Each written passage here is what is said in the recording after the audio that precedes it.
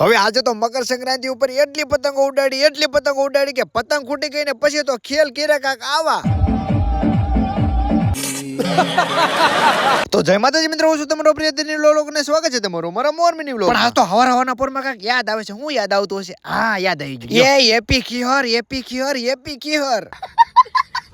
પણ હવે હવારના પોરમાં પેલું હું કામ કરું છું, હાલો તમને ફટાફટ દેખાડ દઉં. તો આજ હવારના પોરમાં હું ને અપલખણી વેચા બે નીકળી જાય સીધા ગામ તરફ જવા માટે, કારણ કે અમારે ના કોણ હતું ગાયો માટે ઘાસ. અને પછી ફટાફટ અમે બે ભાઈઓ થઈને બધી ગાયોને ઘાસ નાખી દીધું. અને હા મિત્રો, અમારી સોશિયલ મીડિયાની કમાણીમાંથી હવે ઘણા બધા કામ તો કરતા હોય છે, પણ આજનો દિવસ તો બધા કહે છે ખાસ હોય છે, એટલા માટે ગાયો માટે ઘાસ નાખી દીધા અને કૂતરા માટે બિસ્કિટ નાખી દીધા. કારણ કે મિત્રો કહેવામાં આવે છે કે વર્ષમાં એક વખત તો આવા કામ કરવા જરૂરી છે. અને પછી ફટાફટ આવી જાય સીધા ઘેરે ને કરી લીધો સીધો નાસ્તો થઈ ગયો કમ્પ્લેટ ને નાયો ધોયા વગર કરવાનું તો આપણે એક વિડીયોનું શૂટ. પછી તો લઈ લીધો હાથમાં સ્ટેન્ડ અને લઈ લીધી ફિરકી. અને પછી પોચા પકડતા કરતા સીધો ચડી ગયો અગાસી. અને પછી પાડોશીની બીવડાવવા માટે સેસમાં બેસમાં પહેરીને કરી લીધી એન્ટ્રી કમ્પ્લીટ.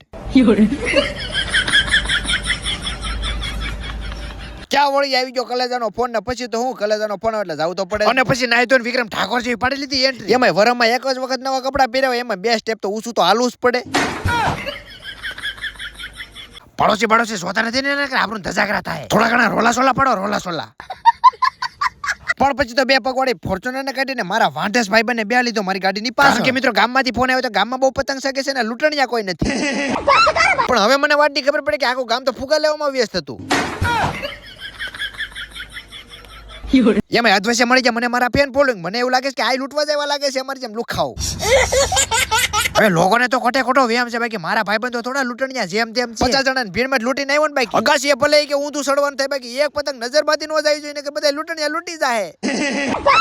પણ જેવા અમે કોકની અગાસી માંથી આવી જાય ને ફાડી જાય મોટું જબરું ડીજે. એલા મેં કીધું પતંગ ને ઘડીક મેકો સાઈડમાં ઈ તો પછી ચગાવીશું, બાકી ડિસ્કો કરવા કેદી મળશે?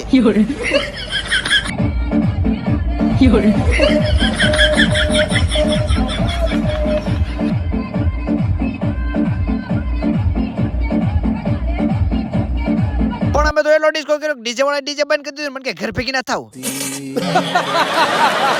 પણ જેવા ઘેરે આવ્યા ને નો ભાડ્યું હોય ને એવું ખાવાનું ભાડે જાય ને પછી તો